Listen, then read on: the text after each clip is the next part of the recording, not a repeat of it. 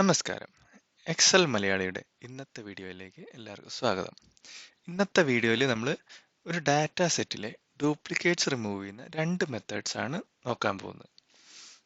അപ്പോൾ നമുക്ക് ഇവിടെ ആദ്യം ഒരു ഡാറ്റ സെറ്റ് ഉണ്ട്. ഇതിൽ നമുക്ക് കുറച്ച് കമ്പനീസിന്റെ പേരാണ്. ഇതിലിപ്പോൾ കുറച്ച് റിപ്പീറ്റിംഗ് ആയിട്ടുള്ള വാല്യൂസ് ഉണ്ട്, യുണീക്ക് ആയിട്ടുള്ള വാല്യൂസ് ഉണ്ട്. അപ്പോൾ നമുക്ക് ഇതിൽ നിന്ന് യുണീക്ക് ആയിട്ടുള്ള നെയിംസ് മാത്രം സെപ്പറേറ്റ് ചെയ്തെടുക്കുക എന്നുള്ളതാണ് നമ്മുടെ ടാസ്ക്. അപ്പോൾ നമുക്ക് ഡ്യൂപ്ലിക്കേറ്റ്സ് റിമൂവ് ചെയ്യുന്നതിന് മുമ്പ് ആദ്യം നമുക്ക് ഈ ഡാറ്റ സെറ്റിൽ ഡ്യൂപ്ലിക്കേറ്റ്സ് ഉണ്ടോ എന്നറിയണമെങ്കിൽ അതിന് എക്സലിൽ ക്വിക്കായിട്ടൊരു മെത്തേഡ് ഉണ്ട്. ഡ്യൂപ്ലിക്കേറ്റ്സ് ഉണ്ടോ എന്നറിയാൻ നമ്മൾ ആദ്യം ഡാറ്റ ഒന്ന് സെലക്ട് ചെയ്യുക, എന്നിട്ട് കണ്ടീഷണൽ ഫോർമാറ്റിങ്ങിൽ പോവുക. കണ്ടീഷണൽ ഫോർമാറ്റിങ്ങിൽ ആദ്യത്തെ ഓപ്ഷനാണ് ഹൈലൈറ്റ് സെൽസ് റൂൾസ്.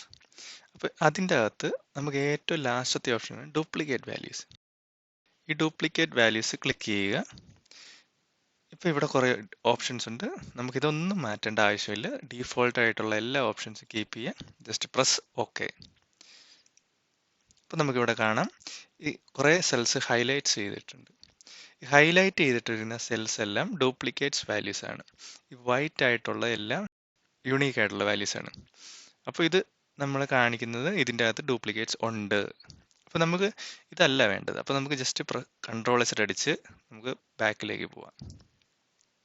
ഓക്കെ, അപ്പോൾ നമുക്ക് ഇനി ഇതിലെ ഡ്യൂപ്ലിക്കേറ്റ്സ് റിമൂവ് ചെയ്യുന്ന ആദ്യത്തെ മെത്തേഡ് എന്താണെന്ന് നോക്കാം. ആദ്യം നമ്മൾ ഡാറ്റയിൽ പോവുക. ഇതിൻ്റെ അകത്ത് റിമൂവ് ഡ്യൂപ്ലിക്കേറ്റ്സ് എന്ന് പറഞ്ഞൊരു ഓപ്ഷൻ ഉണ്ട്. നമ്മളത് ക്ലിക്ക് ചെയ്യുക. അത് ക്ലിക്ക് ചെയ്യുമ്പം നമുക്ക് ഏത് കോളത്തിൽ നിന്നാണ് സെലക്ട് ചെയ്യേണ്ടതെന്ന് വരും. അപ്പോൾ നമുക്ക് കോളം എ ആണ്, അപ്പോൾ അത് സെലക്റ്റഡ് ആണോ എന്ന് ഉറപ്പ് വരുത്തുക. എന്നിട്ട് ജസ്റ്റ് പ്രസ് ഓക്കെ.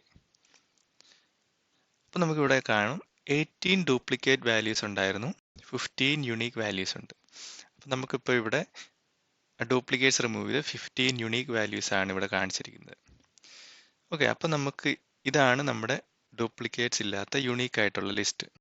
ഇനി നമുക്ക് ഈ സെയിം ടേബിൾ തന്നെ കുറച്ചുകൂടെ ഡിഫറെൻ്റ് ആയിട്ടൊന്ന് നോക്കാം.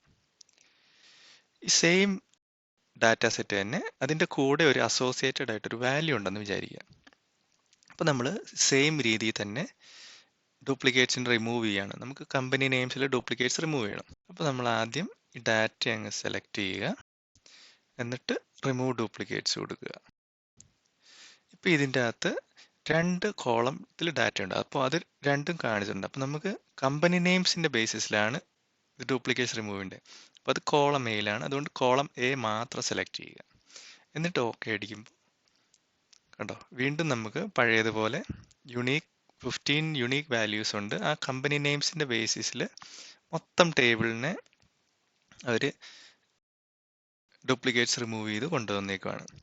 ഇപ്പം നമുക്കൊരു കാര്യം നോക്കിക്കഴിഞ്ഞാൽ മനസ്സിലാവുന്നത്, ജസ്റ്റ് നമുക്ക് കൺട്രോൾ ഒന്ന് അടിക്കാം. ഈ വാല്യൂസിൽ ഡ്യൂപ്ലിക്കേറ്റ്സ് ഇല്ല, ഈ കമ്പനി നെയിംസിൽ മാത്രമേ ഉള്ളൂ ഡ്യൂപ്ലിക്കേറ്റ്സ്. അപ്പം നമ്മളിത് മൊത്തത്തിൽ സെലക്ട് ചെയ്ത് കഴിഞ്ഞിട്ടുണ്ടെങ്കിൽ അവർ നമ്മുടെ കമ്പനി നെയിംസ് ഡ്യൂപ്ലിക്കേറ്റ്സ് റിമൂവ് ചെയ്യുന്നതോടെ വാല്യൂയും അത് ട്രിം ചെയ്ത് കളയും. അപ്പോൾ നമുക്ക് ജസ്റ്റ് കമ്പനി നെയിം മാത്രം മതിയെങ്കിൽ കമ്പനി നെയിം മാത്രം സെലക്ട് ചെയ്യുക, എന്നിട്ട് റിമൂവ് ഡ്യൂപ്ലിക്കേറ്റ്സ് അടിക്കുക.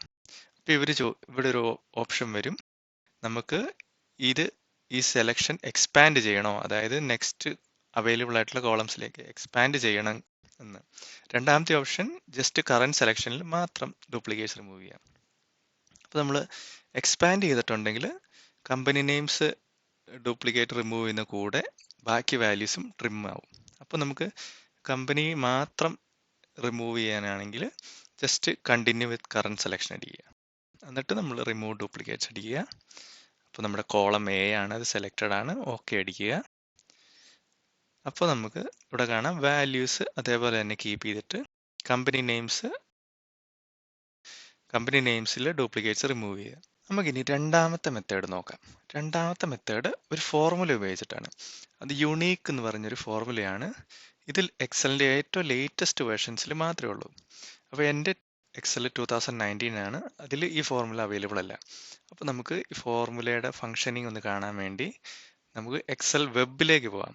എക്സൽ വെബ് ഫ്രീ ആണ്. അപ്പോൾ നമുക്ക് എക്സൽ വെബിൽ ഏറ്റവും ലേറ്റസ്റ്റ് ഫീച്ചേഴ്സും ഉണ്ട്. അപ്പോൾ നമുക്ക് സെയിം ഡാറ്റ സെറ്റിലെ എക്സലിൽ ഫോർമുല ഉപയോഗിച്ച് എങ്ങനെയാണ് ഡ്യൂപ്ലിക്കേറ്റ്സ് റിമൂവ് ചെയ്യുന്നത് നോക്കാം. അപ്പോൾ നമ്മളിവിടെ ജസ്റ്റ് ഈക്വൽ ടു അടിക്കുന്നു, എന്നിട്ട് യുണീക്ക്, അപ്പോൾ ഫോർമുല ഇവിടെ അടിയിൽ വന്നിട്ടുണ്ട്. ജസ്റ്റ് ടാബ് പ്രസ് ചെയ്യുക. എന്നിട്ട് നമ്മൾ ആദ്യം ഇവിടെ അറേ സെലക്ട് ചെയ്യണം.